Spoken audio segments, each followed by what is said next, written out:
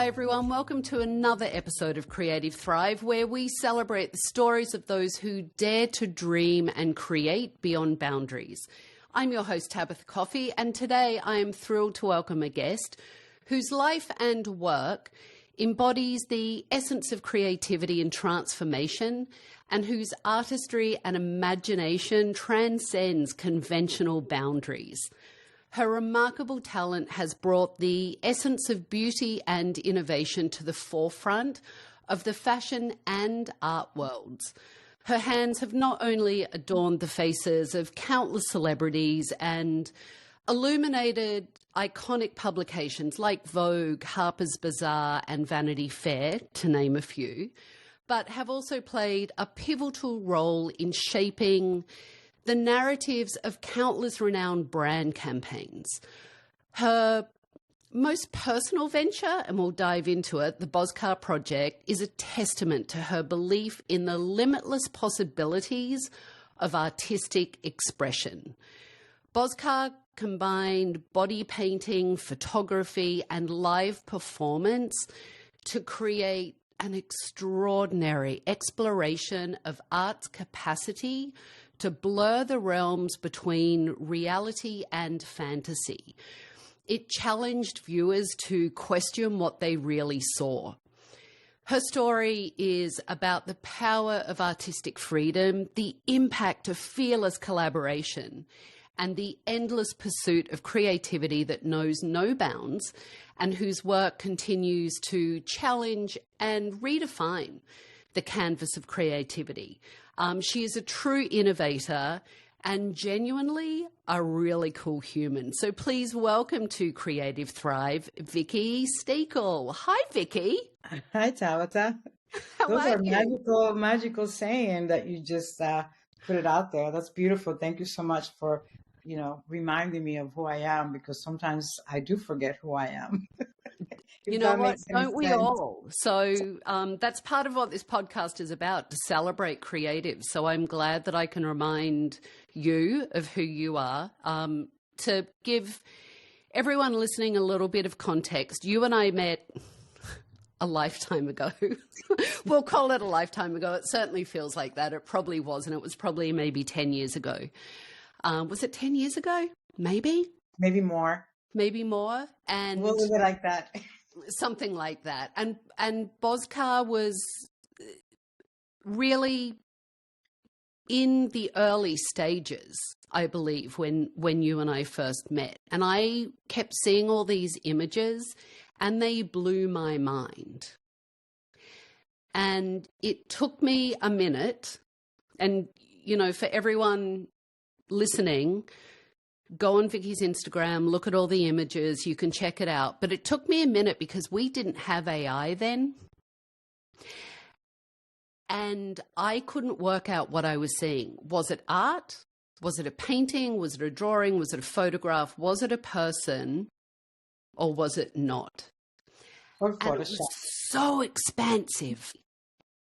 I'd say Photoshop because a lot of people thought it was Photoshop. Mm-hmm. Until they participated in the project and they realized it was not Photoshop. That's the only reason why I said that. Yeah, you have to all go and look at it, but it was mind-bending, and I think that is part of what a creative does. So let's start a little bit in the beginning to catch everyone up if they're not familiar with you, and I'm sure many of the people listening to me are.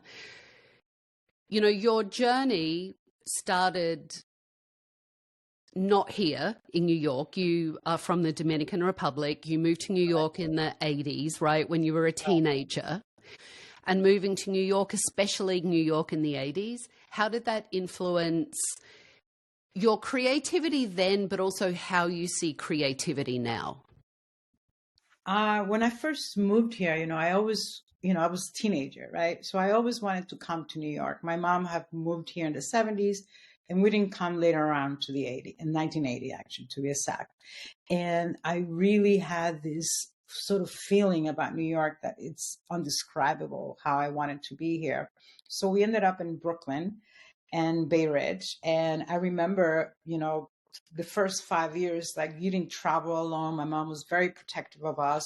But, once in a while, I started escaping and started going into the city and being on the N train where it goes through the bridge. You can see at that time the towers and you see the whole New York. And that's sort of magical way for me where there was, if I can describe it, it just gave me this boost of energy that I didn't know how to describe that energy. I don't know where that energy was going to go. I don't know what I wanted to do.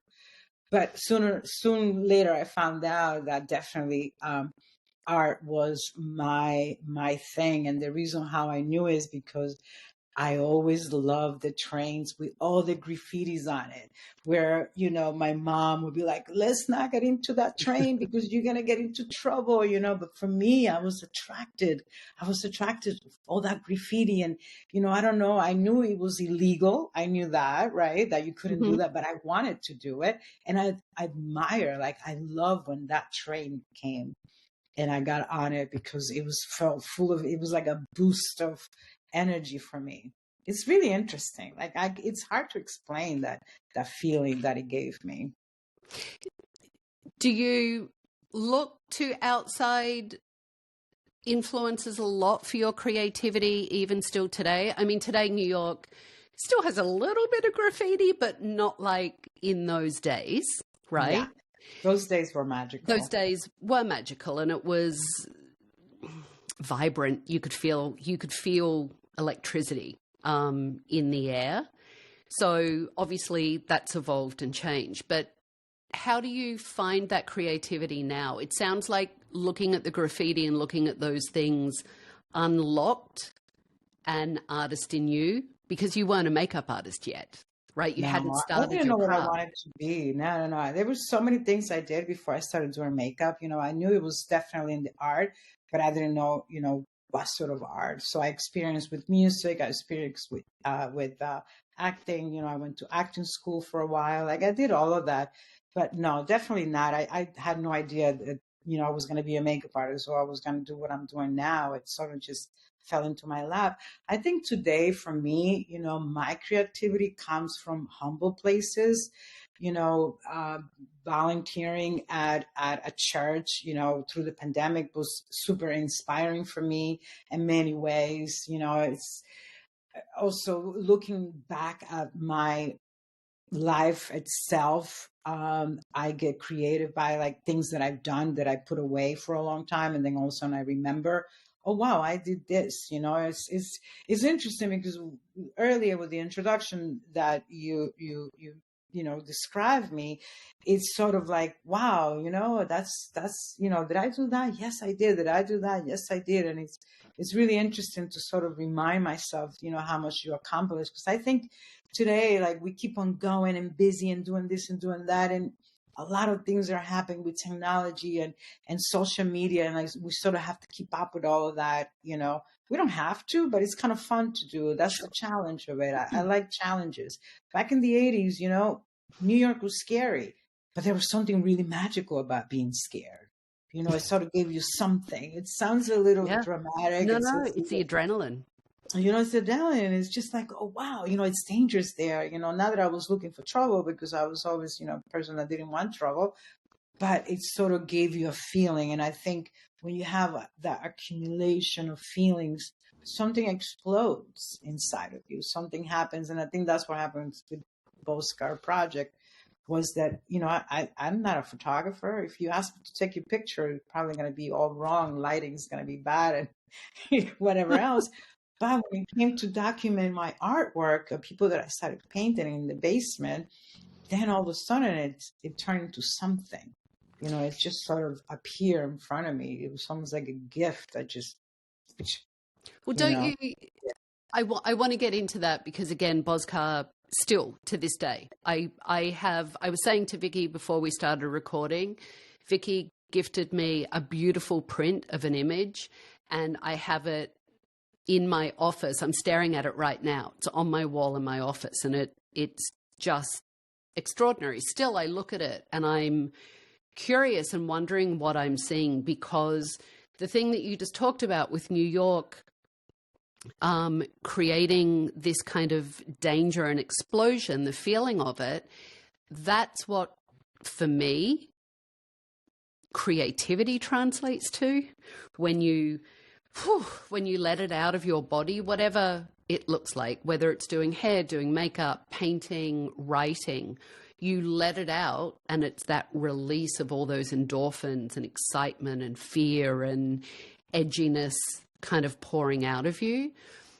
And that is what BOSCAR project looked like for me. It looked very emotional, and it looked very different, and that made it even more emotional. It didn't look linear. Every model that you presented, every way you painted, it went from quite feminine looking and feminine colors and flowers and, you know, what you would interpret as more of a feminine feel to things that look quite sad and angry and edgy, right? Like you could go through all these emotions. So tell us how it started, because you said it was a gift. I will reframe that and say it was just something waiting to explode out of you. It's interesting. I'm going to try to make a really long story short. I was hired to do a job, a body painting job in the Dominican Republic. It turns out I ended up buying more paint than I needed. Never used it, so I had it in the basement for a long time. It was one New Year's Eve. My brother and I were in the basement, and he's a musician, and he was playing his music, blah, blah, blah. And I just look at the paint. I was like, hey, let me paint you. So I painted him, and I took a few pictures with my phone, and that was it. Then I showed it to a few people, and a friend of mine, she's like, I want to get painted. I'm like, well, what are we going to do after that? All I have is just a little camera, and we did it. We took a little, painted her for hours. We were just having fun. And one day, I think it was second or first time I painted her, she went upstairs to the apartment, and there was one of my paintings in the back, and she just blended right in. Right before she took a shower, it was like right in front of the bathroom. And I said, wait right there, hold on. Took a picture, and then all of a sudden you didn't see her, all you saw was that. And after that, I started to play with it with iPhoto. That's what I did, my little editing, right? And then all of a sudden, I just started to, practice more because I really liked what I saw. It was weird. It was different. I didn't really show it to anyone. And then I got kicked out of Instagram, and I didn't know how else I wanted to create another account. I'm like, well, what am I going to do? I did, all these amazing images of references, and I had a lot of followers that came in just to get inspired, and that was fun. Then, now what am I going to do? So I started to post those images of my friends and family members that I had painted, and we got a lot of attraction. And I have to say, like, Instagram is that bad and good and all of that. We take benefits out of that, but we also hate it because it had changed our business quite a lot, right? It's not where it used to be. So make a long story short, again, I started to get noticed a lot, and people started to come around. And then all of a sudden it came to a point where I had to buy a real camera and lights because it got to get a little serious. And things went on, really well for a while until I signed a contract with an art dealer in LA, and that was really awesome. We're still working together, but right now he's doing something else, and I haven't really painted in a while. I stopped doing that for a bit, although I got that little. You've got the itch. I got the itch, and I did. I got that itch again, and I started experimenting with different lights and different paint, more neon and all of that. It's fun. But then sellotape came in, and now it's like... Yeah, well, I want to talk about sellotape. Let me just backtrack a little bit, because I think,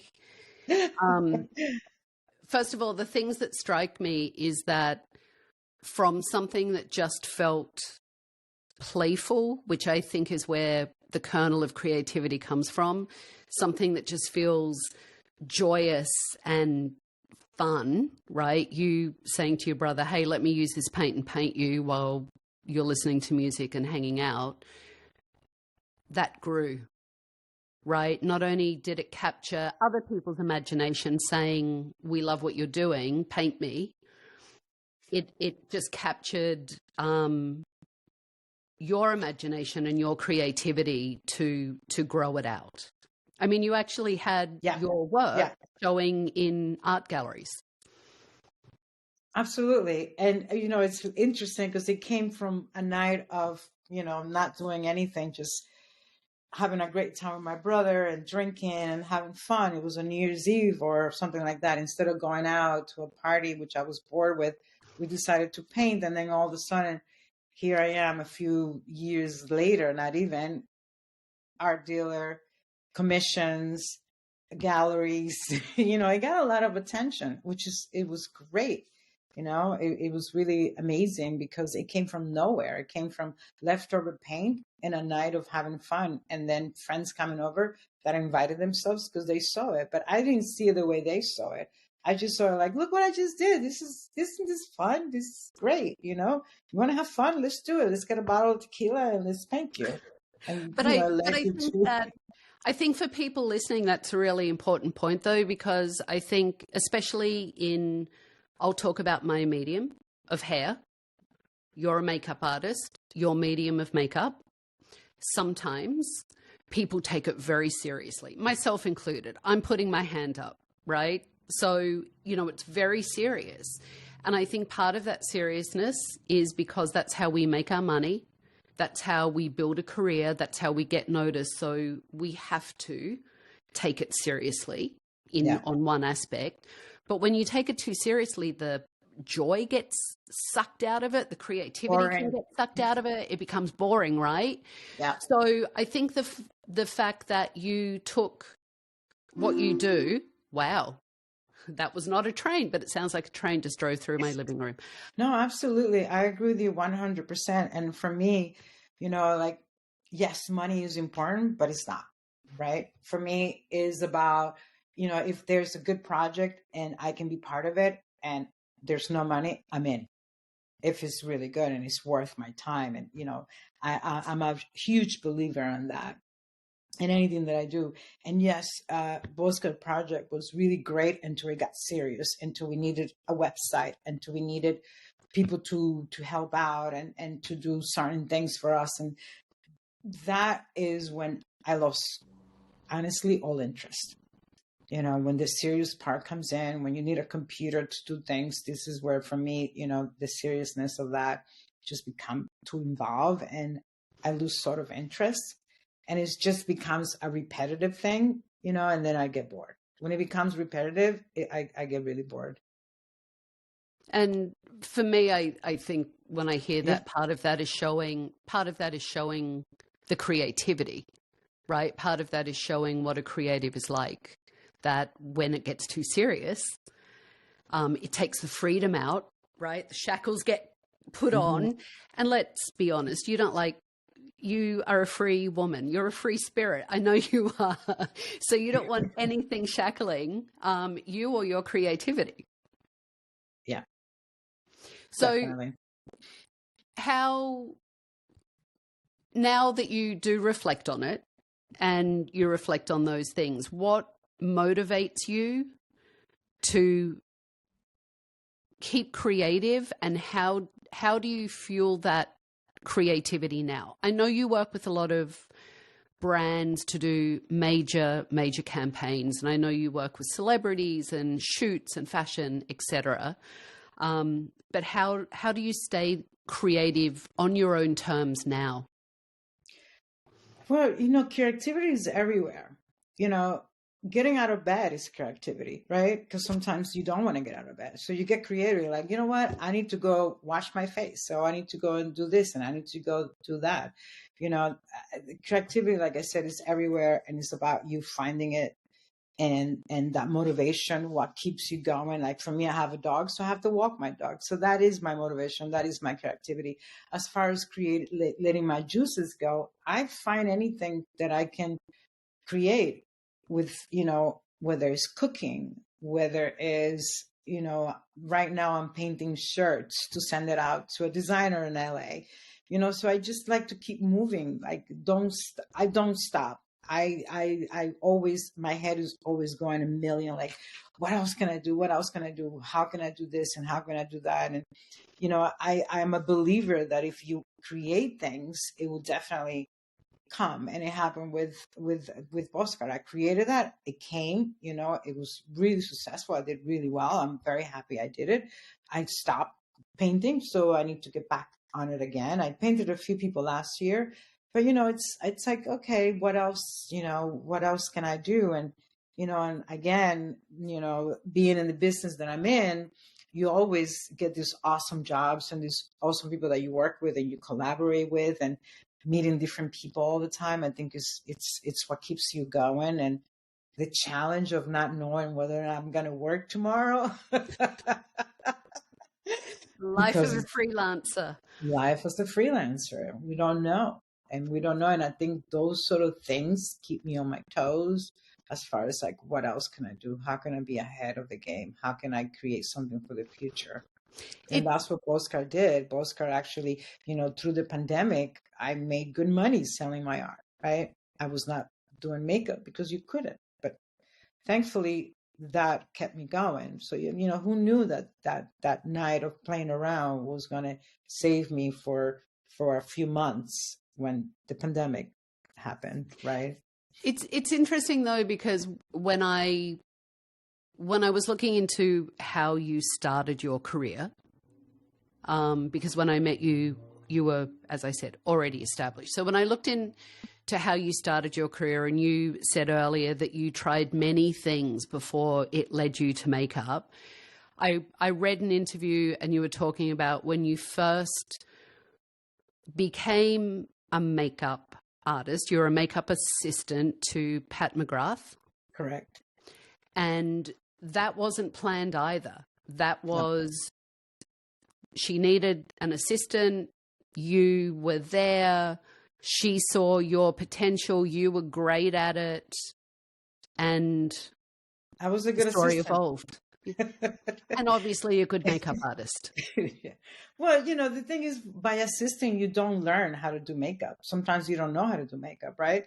But you learn how to be an assistant and how to stay on your lane, and how can you help the person that you're assisting to become better what they are. And then you learn from that, not just the makeup, but there's a lot more to learn than makeup.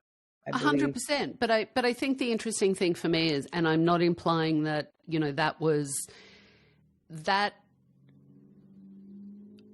What I'm saying is that felt like a catalyst to open the door to a new world for you, that then absolutely planted that seed of creativity in you, that you were like, oh, you know what? Yeah, I like this. This is what I want to do. This lights a fire in me, and I can feel this, to then go on and become who you have become, which is interesting. Absolutely. Yep, absolutely. Like, I remember the second job I did with Pat, we were in Florida, we were on the Keys, and I just, they were shooting a cover for Vogue with Steven Meisel, and, I was underneath the coconut tree, sitting down. And I just knew. I looked at the entire, I can describe it almost like a scene of a movie. Everyone working and me in the back, just sitting under my coconut. It was like a tree that goes, I mean, if you've been there, you know what I'm talking about. It's a tree that sort of like becomes a seat. And and I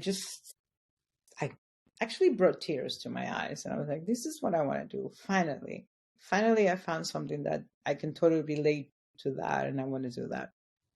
Yes. And working with Pat was really amazing because, like I said, not just makeup, because makeup is like, but working with someone that talented and to see how she functions and she deals with things, and which are really important, as you know, like we get hired for our talent, but we also get hired for our personality and who we are and how we handle things.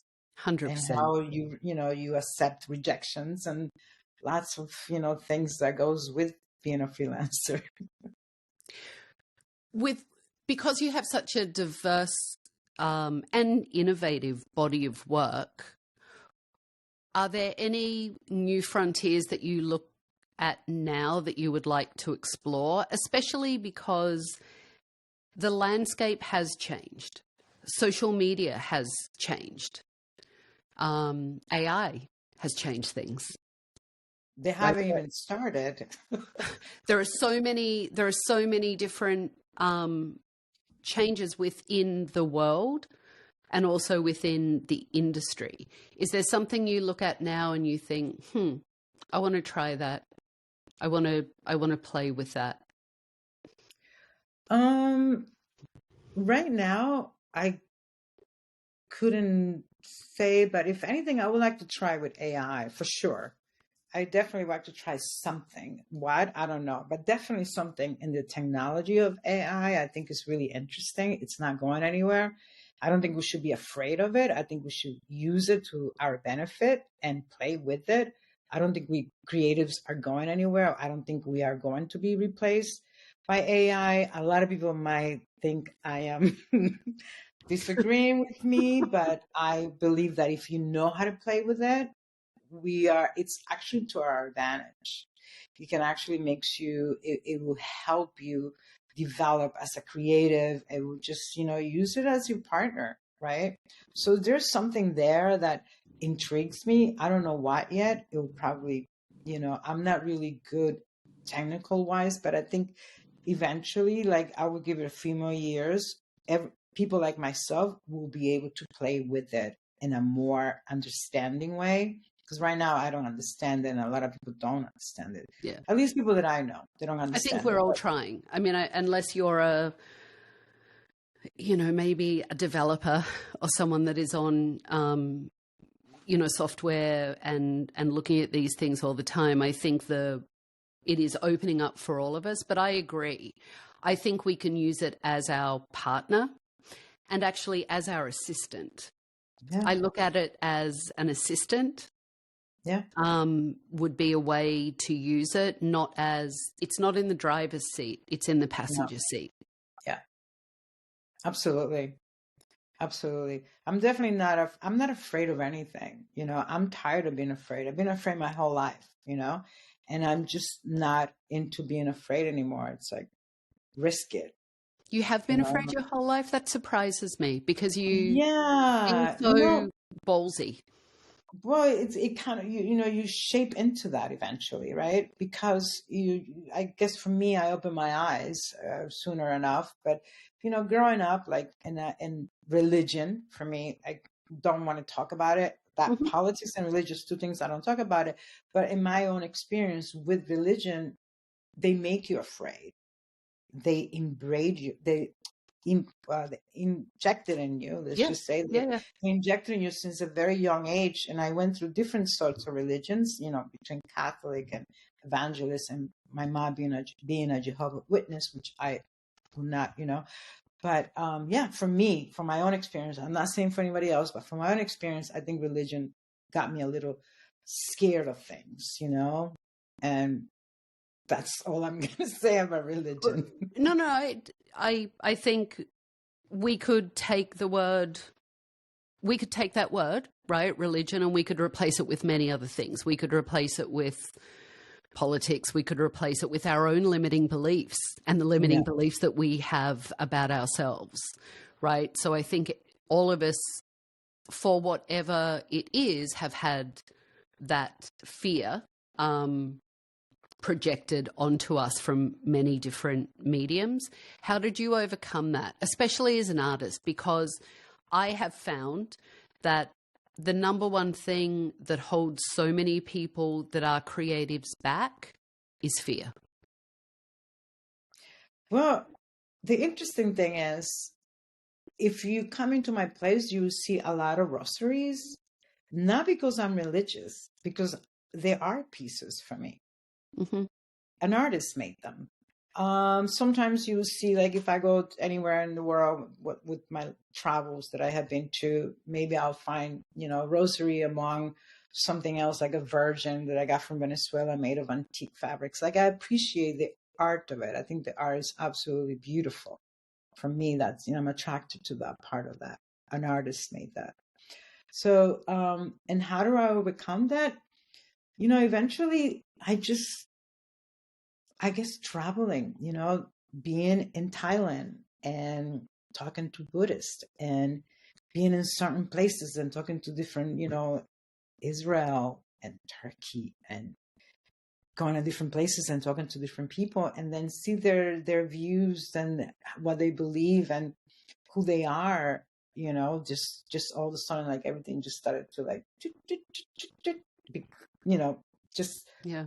The and then all of windscreen a was sudden, cleaned. The yeah, windscreen of the film that you looked through was cleaned. Yeah. yeah, and you're like, I'm like, wait a minute, hold on one second. But these people, they're Buddhists and they believe in that, and they're, I really like how they think, and I like the personality. I like how calm they are. Like, and then this person is Catholic and this and that, and blah blah blah. And I'm like, who am I? I'm nobody.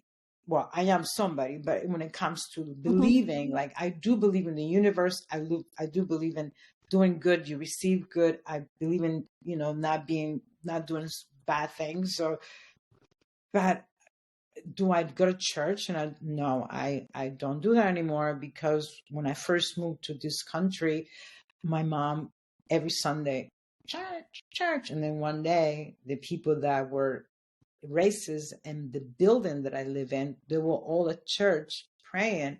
And then I saw how hypocritical that was. Because if you're going to go all week being mean to your neighbors and being mean because I'm Hispanic and, whatever it is, then all of a sudden you're over there being all beautiful and pure and, so that I just felt like it was very hypocritical. And I, all of a sudden I'm like, wait a minute, I'm afraid of human.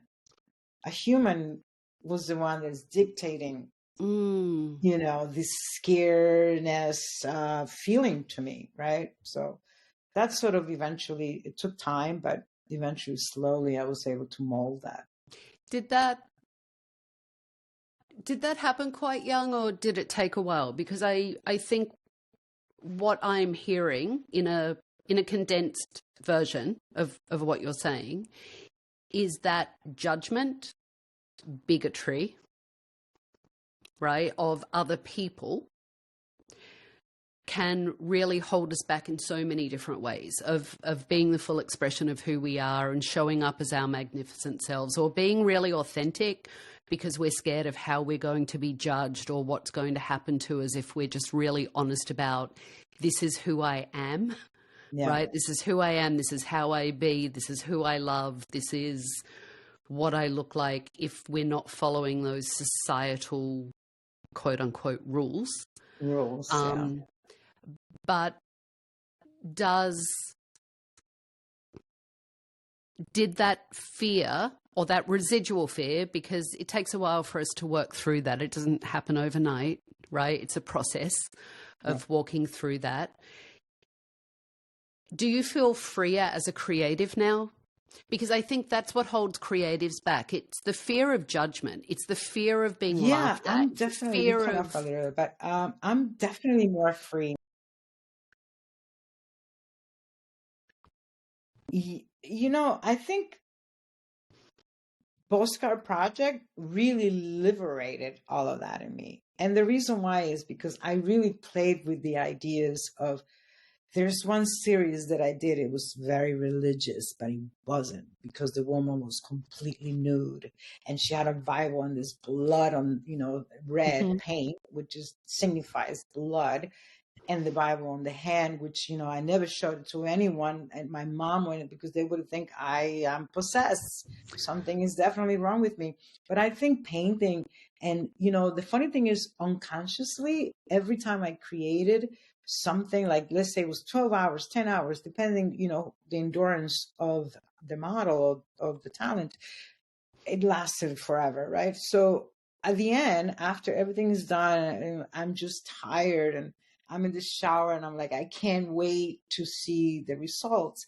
And then I looked at the images and it's almost like, who did that? And what was I thinking? And sometimes it takes me like even 6 months to realize what I've done, which is really interesting, and where I was, because it was no intention, no like, plan, I'm going to paint the girl like a nun. No, it's just, it happened. Like got a mirror delivered, and the mirror had these big foamy things, and I just put it in the head, and it started from there. And then I saw the Bible, and I'm like, great, so nothing was really planned, let's say. And that to me is liberation. It was just kind of like a unconsciously self growth, self liberation from moldings of us human. It feels like, again, the translation that I'm feeling, the feeling that I'm getting is that the fear, right, even residual fear, I'm not saying you're walking around in fear, but that residual fear or restriction is another word of fear, because fear restricts us and constricts us. So that restriction, it sounds like fed into your creativity. Yeah. And you, 100%. again, Yeah. Absolutely. And especially like having a girl, like not everyone was completely naked, but a lot of times the body, I realized it was better when the body was completely nude. And the reason why was the paint just flowed better. Not because I wanted to see, it's just the paint itself, So I think that all of that, it really plays a big part of my life. It was almost like therapy in a way. And I have heard it from talent that have said the same thing. They said that they felt liberated because also one woman in particular, the first time I painted her, she was not naked. The second time she just wanted to explode, because after the first time I painted her, she felt something really good, something empowering in herself, like something that she just felt so free about just being whatever and just giving up with the idea of like, my hair has to be perfect. You're in front of the camera and you want to have your lips perfect. Everything is perfect. And in this case, no, you're a mess. You're a mess of paint all over. And we don't know where the next splash of paint is coming from or where is it going to end up. I mean, I would agree with that as a viewer, which is, what I said to you earlier. When I would look at the images, they evoked different emotion in me. Whether I would look at something and say, that's quite feminine and soft feeling and maternal and, all the words that we may think of as a feminine archetype. And then I would look at something and go, oh, that feels angry. And not in a bad way. That's not a judgment way, but I could look at this image and go, oh, I feel anger when I look at that. Like I can feel anger exploding on the page, or I can feel, liberation or freedom, or that looks really erotic and interesting. There were all these different emotions that came from seeing that work. So it's interesting to hear you as the creator say that you felt and sounds like channeled those emotions without even realizing until you saw the end result. Yeah. It's really every time I haven't talked about BOSCAR for a very long time. I think one of the last time I talked about it was actually a radio station, right? So it's interesting that here I am, like so many years later, and talking about BOSCAR and looking back, and I'm being in all honesty, like it was never a plan. It was never like, I'm going to do this and I'm going to do that and this is going to happen. Never. And it still is. It's like whatever I wake up in the morning, if I feel like I have a few projects that I do want to do for BOSCAR, but I'm just going to wait until the time is right, because it's all about timing for me. And I think mentally I'm in a different state in my life, and the black light represents a lot for me because I've been doing a lot of black light stuff, but I think it's time to move forward from that. It's on neon, which, I'm curious to see why I'm doing the black light. It means something. I don't know what yet. Like I said, nothing is planned and things do come, as I go. It's like having a memento. Yeah, but I like that you say that, because I think for other people listening to this, it gives them permission to to explore it and go, I don't know why I'm going through this phase, ... whatever this phase is. I don't know why I'm going through this black light phase. I don't know why I'm so attracted to neon at the moment. I don't know why I'm so into whatever. But I feel like it always feeds our creativity in some way. And the best thing to do is to follow it, not to clamp it down. Don't put it in the box, right? Let the genie out. Yeah. Just do it. You know, that the only way to find out is to do it.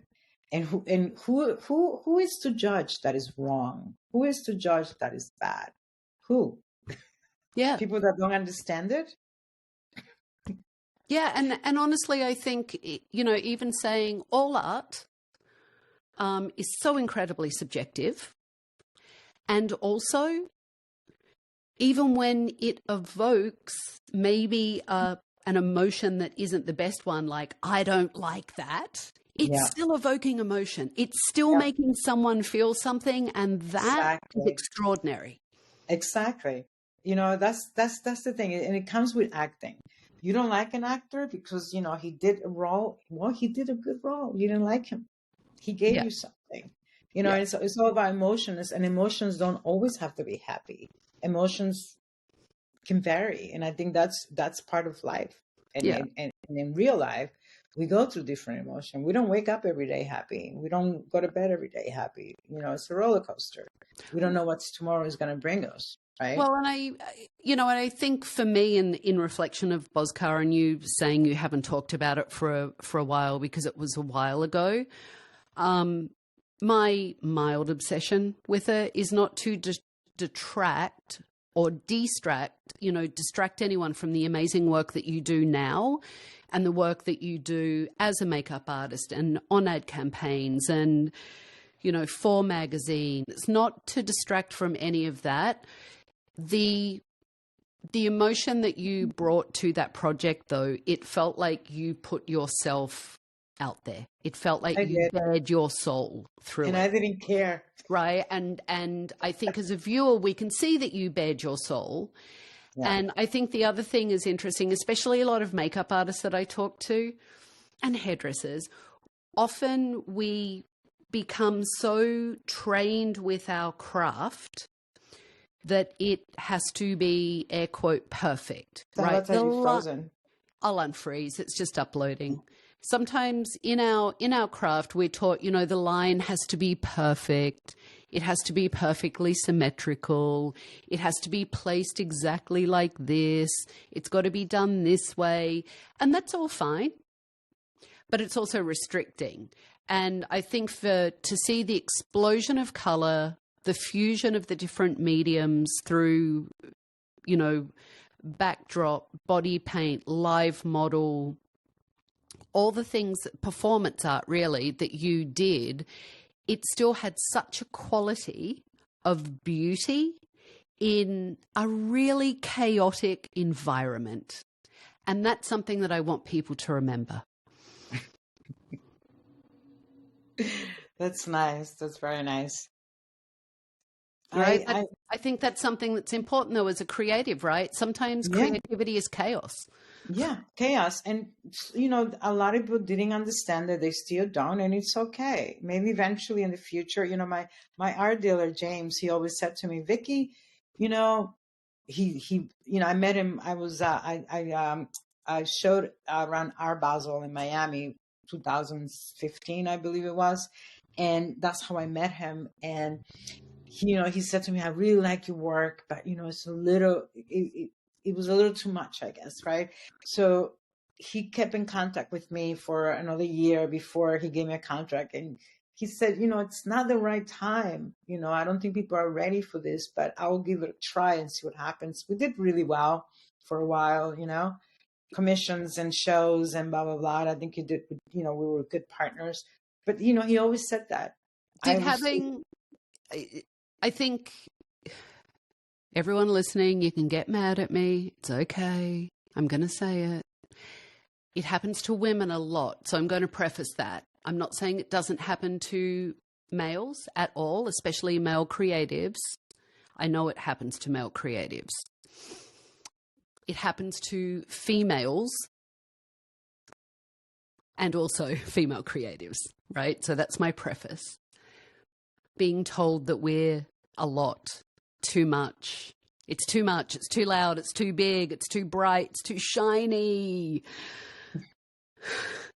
Right? Did that make you turn the volume down? Leave the volume where it is, or turn it I left the volume. Up? No, I actually raised the volume, you know? That's what I did. I raised the volume because I'm not for everybody, you know, and I'm content where I am. I think creating for me is the most important thing, and not by likes and hearts and comments. You know, I don't really care about that. I know I had a really great moment and a lot of people really appreciated it. Just some didn't understand it, what it was like. And I made a lot of noise. I know I did. And I understand what James was trying to tell me. It's just people were not ready for that because it's too different. Yeah. It's too different. And not everyone understands something that is different. It takes them time. Agreed. But I still love that you said you turned the volume up. So anyone listening, when someone tells you to turn that volume down, you're too much, just amp the volume up a little bit more and then show them what loud really looks like. Yeah. So That's exactly what I did. I love that. So I have a couple more questions. What defines creativity for you? What defines? Oh my God! It's so many ways to define creativity.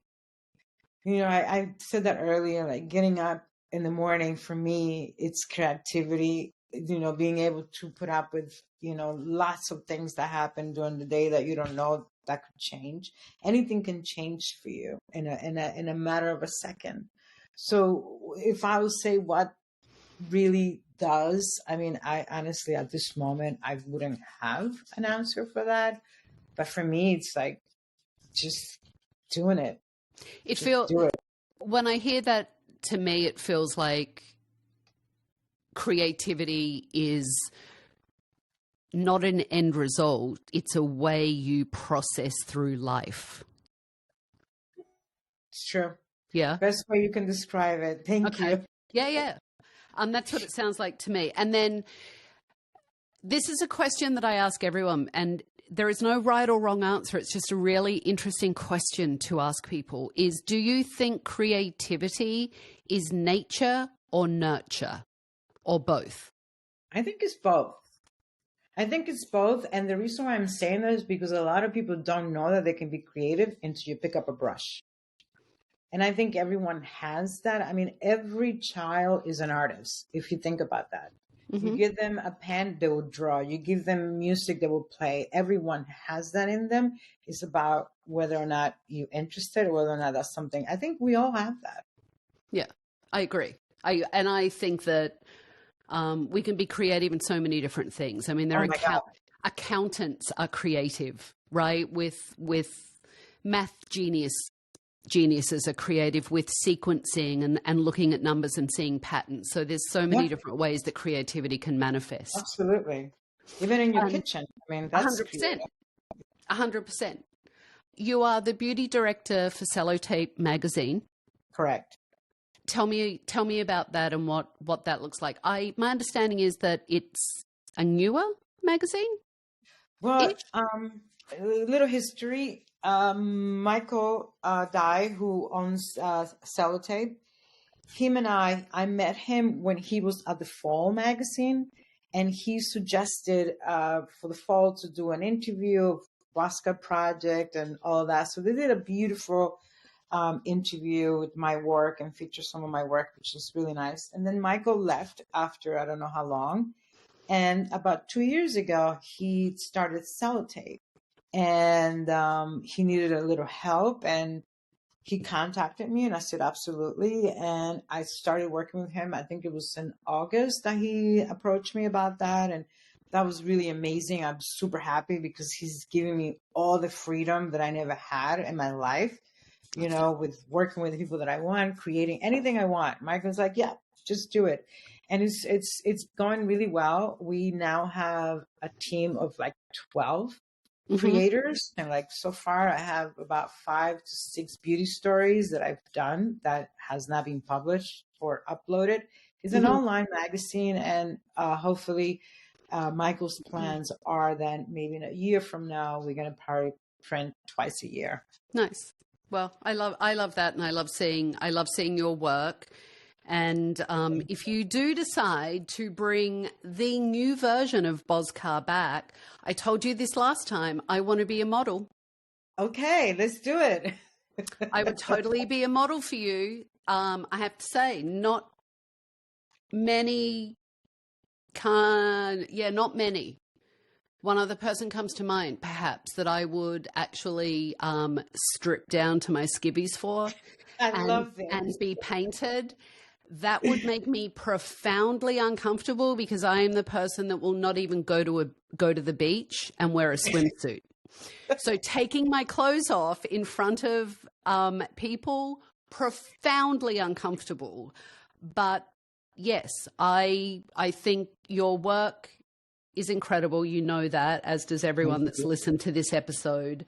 And you could see the empowerment and the emotion from the models. And I think when creatives can do that through their hairdressing, through their fashion designing, through their words, through their art, through their makeup, through their kindness, when you can help to embolden other people and empower other people, that is a gift. So if you bring it back, neon, I hear it's your new. I'm still doing the neon, and I tell you one thing: you're only going to be uncomfortable for 5 seconds. Yeah, I know. Listen, by the time you and I got talking, it would be fine. So it wouldn't take long. Well, let's do it. I'm in. All right, stay tuned, everyone. There could be some images coming. Vicky, thank you so much. This was such a delightful conversation. So lovely to connect with you again. Thank you for being so gracious and saying yes. Cannot wait to see what you do next. I'm so curious. And thank you for inspiring us all today. And Tabatha, I just want to say thank you for creating this platform. I think it's time where a lot of us don't know where we are, what we're doing. And I think it'll be really helpful. I have listened to some of your past ones, and I think they're inspiring and they're beautiful. And thank you so much for doing this. Thank you so much for inviting me. And I feel so humble and grateful and all of that you want to listen to my story. Thank you for reminding me of what I've done, because sometimes I'm human. I forget things because you just go on with everyday moment in life and, trying to keep up with all these new trends, right? All these new trends. And you know what? Sometimes we just we forget to take a moment and celebrate ourselves. So exactly. I'm grateful that I got to celebrate you today and share your amazing work and inspiration with everyone listening. Thanks, Vicky. Thank you. As we conclude our episode with Vicky Steckel on Creative Thrive, it's evident that her creative journey is as vibrant as her work. Vicky's belief that creativity is everywhere, even in the simple act of getting out of bed some days, really resonated with me. She fully embraces life, viewing each moment as a valuable source of inspiration, whether it's filled with joy or challenge. This mindset is a powerful reminder for all of us that creativity isn't just in the grand actions. It's embedded in our everyday existence, and we can always tap into it. Vicky advocates for a life of constant learning and exploration, and she encourages us to stay adaptable, to welcome life's surprises, and to dive into the unknown to sharpen our creative ability and see where the journey leads us. She's fully engaged in all aspects of life, the comfortable and the uncomfortable, and using these experiences to propel her forward and feed her creativity. And when Vicky was confronted with the critique that her work might be too loud, Vicky didn't just continue, she amplified her efforts, proving the importance of staying true to ourselves and the impact of our own unique voices. Thank you, Vicky, for sharing your passion and your insights with us all. And to everyone listening, let's remember that every step of our journey is a chance for creative expression. The highs, the lows, the peace, and the chaos, they're all part of our unique journey and the way that we can creatively express ourselves. So until next time, let's commit to living creatively, approaching life with open hearts and minds, and always ready to turn up the volume on our creative path. And for those that would like to delve deeper into their creativity and personal growth, join me at Thrive Hive, where we explore all of these topics and more with live monthly classes. Visit thrivehive.co for more information. And please show your support for Creative Thrive by following, liking, and subscribing on Apple Podcasts, Spotify, or your preferred podcast platform. Your interaction lets us shed more light on these inspiring journeys of creatives. Until we meet again, keep nurturing your creative spirit and don't hesitate to let it soar. See you next time on Creative Thrive.